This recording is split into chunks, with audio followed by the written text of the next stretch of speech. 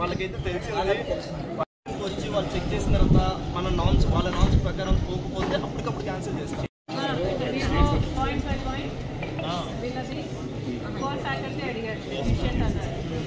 కానీ కనీస స్పందన కూడా లేదు.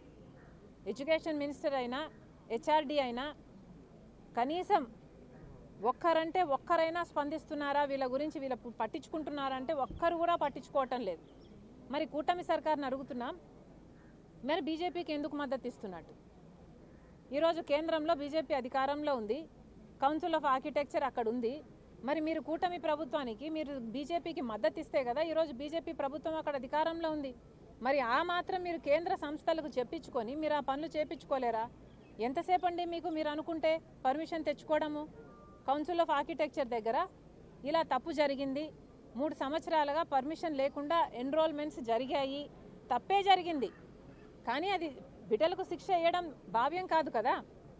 ఏదో ఒక అగ్రిమెంట్ కింద ఏదో ఒక కండిషన్స్తో వాళ్ళకైతే ఇవ్వాల్సిన ఎన్రోల్మెంట్ నంబర్స్ వాళ్ళకి ఇవ్వకపోతే వాళ్ళ జీవితం పాడైపోతుంది. కాబట్టి కనీసం మాట్లాడాలి అన్న ఆలోచన కూడా మీకు రాలేదు అంటే ఇక మీరు బీజేపీకి ఎందుకు మద్దతు ఇస్తున్నారు?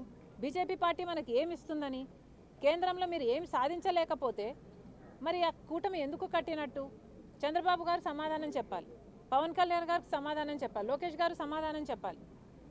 ఎడ్యుకేషన్ మినిస్టర్ అయినా హెచ్ఆర్డి అయినా మినిస్ట్రీ ఆఫ్ హెచ్ఆర్డి అక్కడ కేంద్రంలోనైనా ఇక్కడ ఆంధ్రప్రదేశ్లో రాష్ట్రంలో ప్రజలు వేసిన ఓట్ల వల్ల ఈరోజు చంద్రబాబు గారు ముఖ్యమంత్రిగా ఉన్నారు, కేంద్రంలో బీజేపీ అయినా అధికారంలో ఉంది, మోడీ గారు ప్రధానమంత్రిగా ఉన్నారు అంటే ఇక్కడ ఆంధ్ర రాష్ట్రంలో ప్రజలు ఓట్లేస్తే ఈ బలాన్ని తీసుకెళ్లి చంద్రబాబు గారు ఎంపీల రూపంలో బీజేపీకి ఇస్తే ఈరోజు కేంద్రంలో మోడీ గారు ప్రధానమంత్రిగా ఉన్నారు. మరి మన రాష్ట్రానికి ఏం చేస్తున్నారు? కనీసం చిన్న చిన్న విషయాలలో కూడా మీరు సహాయం చేయకపోతే, మీరు జోక్యం చేసుకోకపోతే, మన బిడ్డలకు సహాయంగా అండగా మీరు నిలబడకపోతే మీకు అధికారం ఎందుకు? కాంగ్రెస్ పార్టీ నేరుగా సూటిగా డిమాండ్ చేస్తున్నాం, ఇంతమంది బిడ్డల జీవితాలతో ఆడుకోవడం భావ్యం కాదు. వెంటనే కౌన్సిల్ ఆఫ్ ఆర్కిటెక్చర్తో ప్రభుత్వం మాటలు జరపాలి. కౌన్సిల్ ఆఫ్ ఆర్కిటెక్చర్ దగ్గర పర్మిషన్ లేకుండా ఎన్రోల్మెంట్ జరిగింది వైసీపీ ప్రభుత్వం ఉన్నప్పుడు. ఆ 3 సంవత్సరాలు జరిగిన ఎన్రోల్మెంట్స్కు సంబంధించిన ఈ బిడ్డలందరికీ కూడా పర్మిషన్స్ ఇవ్వాలి, ఎన్రోల్మెంట్ చేసుకోవాలి. వీళ్ళు వ్యాలిడ్ స్టూడెంట్ అని వీళ్ళ జెన్యునిటీని ఎస్టాబ్లిష్ చేయాల్సిన అవసరం ఉంది.